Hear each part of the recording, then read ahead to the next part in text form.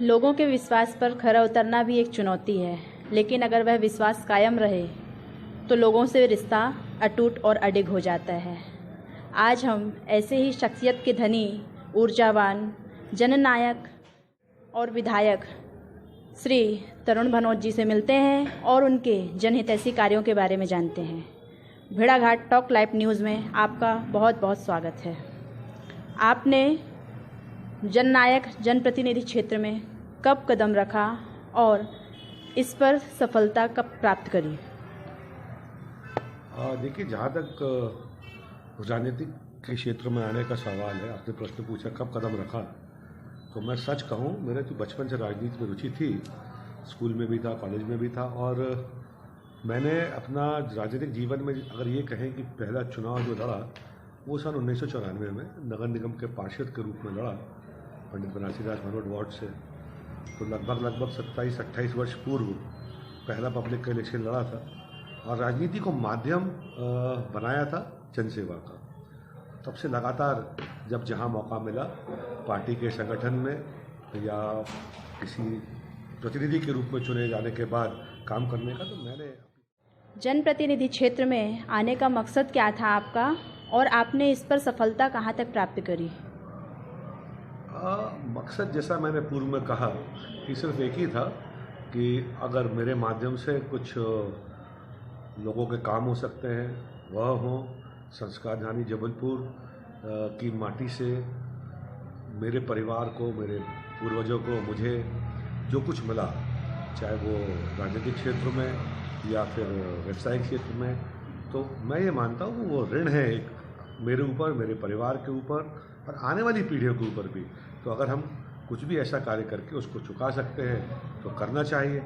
तो मुझे ऐसा प्रतीत हुआ कि एक राजनीतिक दल के माध्यम से अगर मैं सेवा के कार्य में उतरता हूँ तो ज़्यादा आसानी के साथ में लोगों की बातों को समझ भी सकूँगा और उनका निदान भी निकाल सकूँगा। इसलिए मैंने कांग्रेस पार्टी में की विचारधारा मुझे पसंद भी थी और पारिवारिक रूप से भी मेरा परिवार हमेशा से कांग्रेस पार्टी से जुड़ा रहा।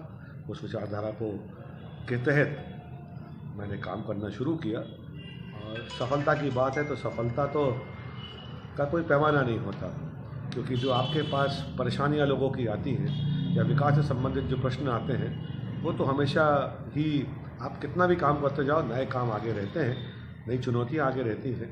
इसलिए मैं सफलता और असफलता का कोई पैमाना मैंने कभी अपने सामने नहीं रखा। हमेशा ये प्रयास किया कि जो भी सामने समस्या आए ईमानदारी के साथ उसके निदान में जो मैं कर सकता हूँ मुझे प्रयास करने चाहिए।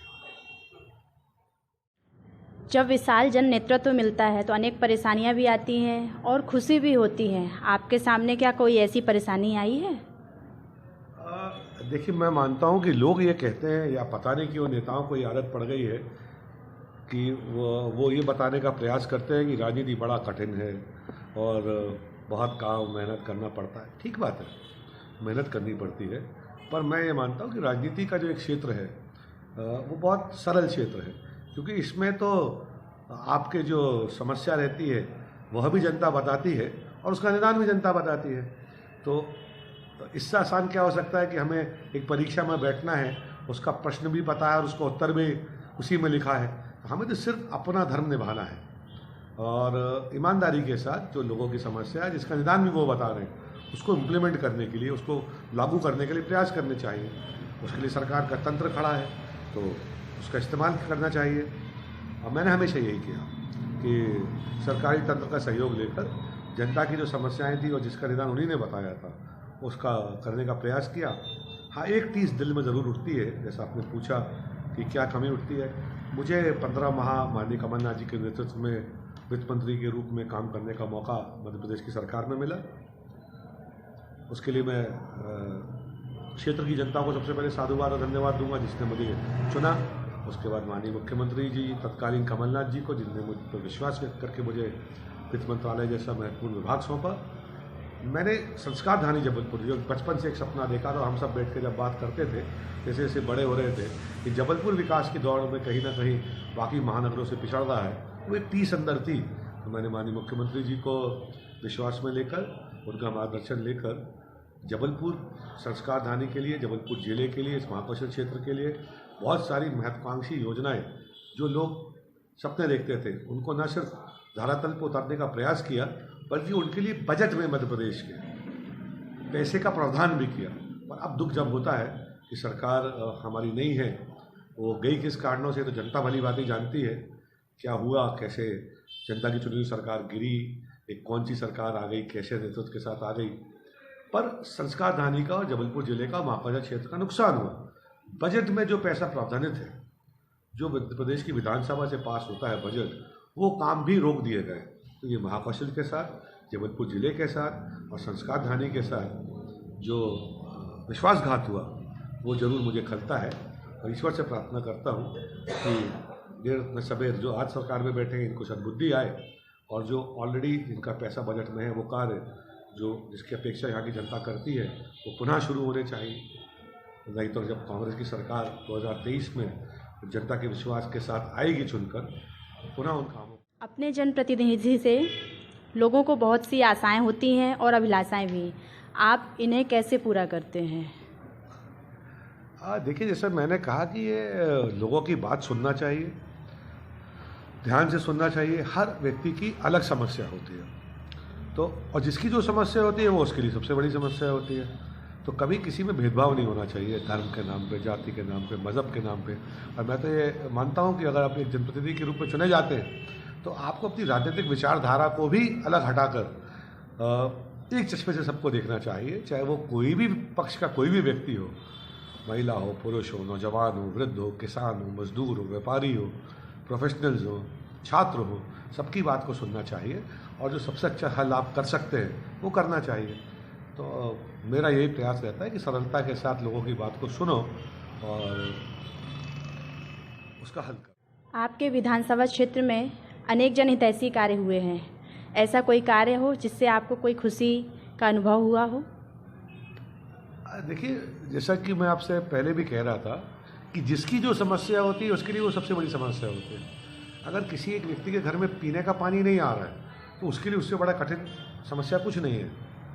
अगर कहीं लाइट नहीं जल रही है, कहीं सड़क खराब है, कहीं सफाई नहीं हो रही है, कहीं नालियों का निर्माण बेहतर ढंग से नहीं हुआ, अगर कुछ अच्छे खाली जगह पड़ी है, अगर वहाँ पार्क विकसित नहीं हो रहे हैं, बच्चों के खेलकूद की व्यवस्था अच्छी नहीं है, सरकारी जो स्कूल है उसको अगर हम बेहतर नहीं कर पा रहे हैं, तो यही तो मेरे लिए ऐसा कोई विशेष कार्य नहीं। जैसा मैंने पूर्व में कहा कि मैंने मंत्री रहते हुए जब मुझे मौका मिला तो हमने अपने क्षेत्र को ध्यान में रखकर नहीं, संस्कारधानी को ध्यान में रखकर, जबलपुर को और महाकौशल को ध्यान में रखकर विशेष तौर पर माँ नर्मदा की विशेष कृपा इस पूरे क्षेत्र पर है और वो हम सबकी इस पूरे आधे से अधिक मध्य प्रदेश की जीवनदायिनी है माँ नर्मदा।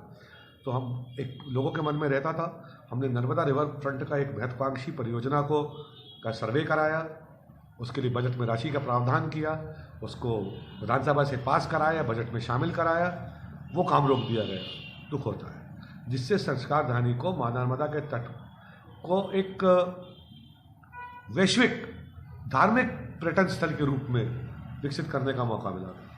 उसकी टीस है, उठती है, पर माँ नर्मदा का काम है, कोई रोक नहीं सकता। व्यवधान हो सकते हैं, कोई ना कोई तो ऐसा रास्ता बनेगा जिससे वो काम होगा, क्योंकि उसका बजट में पैसा ऑलरेडी है। ये सरकार करेगी तो ठीक है, नहीं करेगी सरकार पुनः बदलेगी। जो भी पद पे रहेगा, मैं रहूं या दूसरा भी रहे, हम उनसे कहेंगे कि इस काम को पूरा करें, ये होना ज़रूरी है। तो ये एक महत्वपूर्ण काम है कि अगर होता है तो पूरा संस्कारधानी का और महाकौशल क्षेत्र का गौरव बढ़ेगा।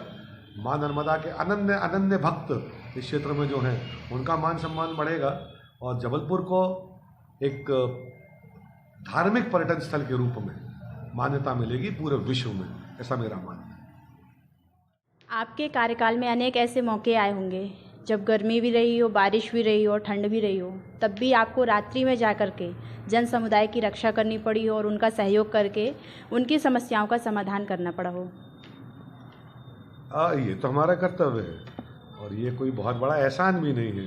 जनता विश्वास करके अपना जो मत है वो एक आशीर्वाद के रूप में हमें देती है, हमें उसकी कीमत को भी समझना चाहिए। और कई बार तो महसूस होता है कि जो करना चाहिए था वो नहीं कर पाए, तो ये कहना कि बहुत कर दिया या बड़ी तकलीफ हुई, नहीं। अब ऐसा कोई भी काम जो आम आदमी से जुड़ा है, जिससे हमारे क्षेत्र की जनता परेशान हो रही है या संस्कारधारी की जनता परेशान हो रही है, ये तो हर जनप्रतिनिधि का दायित्व है, उसका धर्म है और उसका कर्म है, उसको पूरा करना चाहिए। और मैं तो ये कहता हूँ जो कमियां हैं वो समय समय पर लोग बताते हैं, हम तो ये प्रयास करते हो पहले से और बेहतर करने का प्रयास करें। और पूर्ण तो कभी होता नहीं है इस क्षेत्र में, तो पूर्ण विराम कभी लगेगा नहीं जब तक सामर्थ्य है, जनता का विश्वास है। जो बन सकता है ईमानदारी के साथ, तन मन और धन से, मेरे हाथ में जितना है मैं ज़रूर काम करूँगा और उसमें मुझे खुशी मिलती है। मुझे ये नहीं लगता कि बड़ा कोई बोझ है या मुझे ऐसा करना पड़ता है किसी मजबूरी के तहत। ये मेरा कर्तव्य है, मेरा धर्म है, मेरा कर्म है और मुझे ये करने में खुशी मिलती है। कोरोना काल के समय पे आपका तन मन धन से लोगों के लिए सहयोग रहा है। कोरोना की तीसरी लहर में आपका क्या कहना है? प्रभु से प्रार्थना है कि न सिर्फ संस्कारधारी जबलपुर को, मध्य प्रदेश को, पूरे विश्व को इस महामारी से मुक्ति मिले और तीसरी लहर टाइप की कोई चीज़ दोबारा आए नहीं। क्योंकि हम सब ने देखा है कि कोविड के उस संक्रमण काल में लोगों ने क्या क्या भोगा है और जो इस दर्द से और दुख से गुजरा है उसको उस पीड़ा का एहसास है। और हम सब ने देखा है समाचारों के माध्यम से, टीवी चैनल्स के माध्यम से, अपने अड़ोस पड़ोस में, और सब ने किसी न किसी अपने को खोया है। परेशानियां लोगों की बहुत अधिक थी। जो बन सकता था मानव धर्म को निभाते हुए, न सिर्फ मैंने, हर व्यक्ति ने कुछ न कुछ सहयोग करने का प्रयास किया है। जो हुआ वो बुरा था, ईश्वर न करे ऐसा दोबारा कभी हो। और अगर कोई भी संकट की ऐसी परिस्थिति मानव समाज के सामने आती है, हम सब अपने धर्म का पालन करेंगे। मैं, मेरे साथी, सारे जागरूक लोग मिलकर उन परिस्थितियों में जिन लोगों को दिक्कत हो रही है उनकी मदद के लिए हर प्रकार का सहयोग करने के लिए तत्पर रहेंगे। और ईश्वर से प्रार्थना करते हैं कि वह इतनी शक्ति भी हमें ज़रूर प्रदान करे, क्योंकि बिना भगवान के आशीर्वाद के, ईश्वर के आशीर्वाद से कोई भी काम करना मनुष्य के लिए संभव नहीं होता। विपक्षी सरकार होने के बावजूद भी आपके सामने जन समस्या की अनेक समस्याएं आई, फिर भी आपने उनके निराकरण के लिए सरकार से मांग की। क्या आगामी उसमें भी आपकी सरकार से कोई मांग है क्या? अरे सरकार से तो कभी मांगे पूरी होती ही नहीं और होनी भी नहीं चाहिए। सरकार के पास जो कुछ है वो जनता का है, चाहे वो सरकार कांग्रेस की हो, चाहे वो सरकार भाजपा की हो। ये कोई एहसान नहीं है। जो भी सरकार को प्राप्त होता है वो सरकार आय करने के लिए, प्राप्त करने के लिए नहीं बैठी है। जनता से संग्रहित किया हुआ पैसा टैक्स के रूप में सरकार के पास पहुंचता है और सरकार का ये कर्तव्य और दायित्व बनता है कि जो जनता की समस्याएं हैं उनको दूर करने के लिए, इंफ्रास्ट्रक्चर को डेवलप करने के लिए, हर क्षेत्र में बेहतर सुविधा उपलब्ध कराने के लिए सरकार अपने पैसे का खर्च करे। और पैसा वही है जो जनता का है। तो ये तो हमारा धर्म है, इसीलिए लोगों ने चुना है। मांग करते थे, करते रहेंगे, हमेशा करेंगे। बेरोजगारी दूर होना चाहिए, महंगाई कम होना चाहिए, सड़कें अच्छी होना चाहिए, पीने का पानी स्वच्छ लोगों को मिलना चाहिए, कानून व्यवस्था अच्छी होनी चाहिए, महिलाओं के ऊपर अत्याचार नहीं होने चाहिए, शिक्षा की प्रणाली बेहतर होनी चाहिए, सरकारी स्कूलों का उन्नयन होना चाहिए। तो ये सब तो मांगे हैं और ये मांगे नहीं, ये ज़रूरतें हैं। और इस ज़रूरत के लिए जनता ने सरकार को चुना है और सरकार को पैसा भी दिया है। तो अब ये हमारा जनप्रतिनिधियों का दायित्व है, सबका, कि जनता के सामने अपने अपने क्षेत्र की जनता की समस्याओं को उठाएं। उसके लिए अगर कोई लड़ाई लड़ना पड़े, आंदोलन करना पड़े, वो भी करे और जनता का हक जनता को दिलाएं। यही तो एक जनप्रतिनिधि का दायित्व और इसलिए जनता उसको आशीर्वाद देती है। आगामी समय में होने जा रहे चुनाव में आपकी पार्टी और आपकी क्या रणनीति है? ऐसी कोई विशेष रणनीति नहीं है, सिर्फ एक ही रणनीति है कि जनता का विश्वास जीते। और जनता का विश्वास तब जीता जा सकता है जब जनता के जो काम है उसको करें और उनसे अच्छा संपर्क बना के जीवंत रखें। और जो हमारी विचारधारा है, जो हमारी पार्टी की रीतियाँ नीतियाँ हैं, जो हमारा घोषणा पत्र है, उसको सही ढंग से जनता के सामने प्रस्तुत करें, उसमें उन चीज़ों को शामिल करें जो जनता चाहती है। यही रणनीति है, इसी पे तैयारी है। एक राजनीतिक दल का सदस्य होने के नाते, कांग्रेस विचारधारा का होने के नाते मुझे पूरी आशा है कि जनता पुनः कांग्रेस पार्टी को पूरी ताकत के साथ मौका देगी और सेवा करने का अवसर प्रदान करेगी। प्रदेश, जिला, विधानसभा क्षेत्र इतना बड़ा होने के बावजूद भी आपकी इतनी भागदौड़ रहती है, खाने पीने का आपका समय निश्चित नहीं होता है, उसके पश्चात में भी आप में इतनी उमंग, उत्साह और स्फूर्ति बनी रहती है और चेहरे पे चमक रहती है। आप में ये ऊर्जा और आत्मविश्वास कैसे आता है? देखिए, ये आत्मविश्वास, ऊर्जा, जो चमक आप देखते हो ना, ये जनता का आशीर्वाद है। और जब जनता आपको समस्या बताए और उन्हीं के सहयोग से आप उसका हल करो तो आपकी सारी भूख मिट जाती है। और मैं ये मानता हूँ, जैसा मैंने पहले कहा, कि राजनीति का क्षेत्र बहुत सरल क्षेत्र है। युवाओं को, महिलाओं को इसमें आगे आना चाहिए, कोई संकोच नहीं करना चाहिए। इस क्षेत्र के माध्यम से आप लोगों के चेहरे पर मुस्कुराहट ला सकते हैं, ईमानदारी से काम कर सकते हैं। और सरकार तो, एक चुने हुए जनप्रतिनिधि को पैसा भी मिलता है वाजिब ढंग से, बहुत सारा। भ्रष्टाचार करने की आवश्यकता नहीं है, कोई गंदा काम करने की आवश्यकता नहीं है। भत्ता भी सरकार देती है, ट्रेन का किराया भी सरकार देती है, जब आप बैठकों में शामिल होते हो उसका भत्ता भी देती है, महीने का आपका हर चीज़ का खर्चा भी सरकार देती है। तो आप इसको भी एक कैरियर बना सकते हैं ईमानदारी के साथ। भ्रष्टाचार करने की आवश्यकता नहीं है, गंदे काम करने की कोई आवश्यकता नहीं है। और अगर अच्छे लोग राजनीति में नहीं आएंगे तो फिर गंदे लोग तो आएंगे।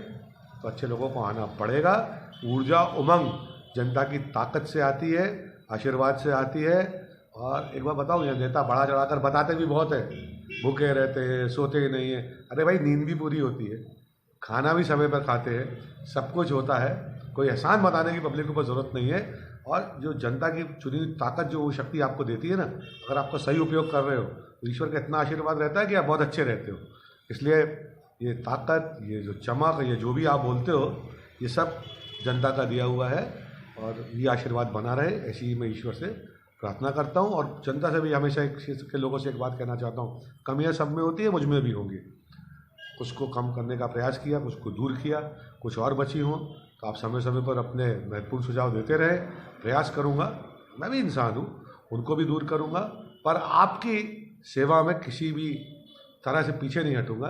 ये मैं आपको विश्वास और भरोसा दिलाता हूँ। बहुत बहुत धन्यवाद मनोज जी आपका, जो आप हमारे दर्शकों से रूबरू हुए और आपने अपने जनहितैषी कार्यों को उनके सामने साझा किया। आप भेड़ाघाट टॉक लाइव न्यूज़ के माध्यम से जनता, लोगों को और जन समुदाय को, समाज को क्या संदेश देना चाहते हैं? मैं जनता को संदेश क्या दूँ, हम तो जनता से संदेश प्राप्त करके काम करते हैं। जो जनता चाहती है, और ये जनप्रतिनिधि को करना भी चाहिए। पर ज़रूर कहना चाहूँगा कि 15 साल के लंबे अंतराल के बाद 2018 में मध्य प्रदेश की जनता ने, जबलपुर पश्चिम विधानसभा क्षेत्र की जनता ने, जबलपुर ज़िले की जनता ने कांग्रेस पार्टी को बहुमत दिया था, सरकार बनाने का अवसर प्रदान किया था। क्या घटनाक्रम घटे, ये मध्य प्रदेश के इतिहास में इसके पहले ऐसे कलंकित कार्य कभी नहीं हुए थे जो हुए। खरीद फरोख्त हुई, क्या हुआ क्या नहीं हुआ, ये जनता सब जानती है, मैं इस पर जाना नहीं चाहता हूँ। 15 माह की माननीय कमलनाथ जी की सरकार ने मध्य प्रदेश को एक नई दिशा देने का प्रयास किया था, उसमें सफलता भी मिल रही थी। नई योजनाएं शुरू हुई थी, माफिया के खिलाफ कार्रवाई शुरू हुई थी। एक विकसित प्रदेश के रूप में मध्य प्रदेश को कैसे आगे बढ़ाया जाए, उसको बहुत तेज़ी के अपने अनुभव के साथ कमलनाथ जी ने शुरुआत की थी। हो सकता है कुछ गलतियां हमसे भी हुई हो, पर मैं उनको गलतियों को भी इसलिए गलती नहीं मानता हूं कि शायद जब हम लोग माननीय कमलनाथ जी से हम लोगों ने बात की कि इसको क्या रोक सकते नहीं हैं हम, जो ये हो रहा है, उन्होंने कहा रोक सकते हैं। तो हमने कहा कि रोक क्यों नहीं रहे? तो उन्होंने कहा क्या हम भी वही गलत कार्य करें, वो असंवैधानिक कार्य करें, जनता का विश्वास को तोड़ें, खरीद फरोख्त करें? तो निश्चित रूप से ये उनका बहुत बड़ा एक संदेश हम सब के लिए भी था, मध्य प्रदेश की जनता के लिए भी था। क्योंकि कांग्रेस पार्टी की विचारधारा हमेशा संविधान में विश्वास की रही है। हम हमेशा महात्मा गांधी के बताए हुए रास्ते पर चलने वाले लोग हैं, इसलिए ये कार्य हमें शोभा नहीं देता था और जनता को भी अच्छा नहीं लगता, इसलिए कार्य हमने नहीं किया। पर मुझे पूरा विश्वास है कि जिनने ये गलत काम किए हैं, जब जनता के अदालत में मौका आएगा, पुनः ये अवसर प्राप्त होगा पब्लिक को, जो संविधान के तहत दी गई उनकी सबसे बड़ी ताकत है अपने मत का आशीर्वाद देने का। तो निश्चित तौर पर आप सबका मत और विश्वास और आशीर्वाद कांग्रेस पार्टी को पुनः मिलेगा और माननीय कमलनाथ जी के नेतृत्व में मध्य प्रदेश में काम करने वाली कांग्रेस की सरकार पुनः बनेगी। इसलिए आप सबका आशीर्वाद, प्यार, स्नेह कांग्रेस पार्टी के साथ बना रहे। समय समय पर आपके सुझाव हमें मिलते रहें। धन्यवाद। जय हिंद, जय भारत।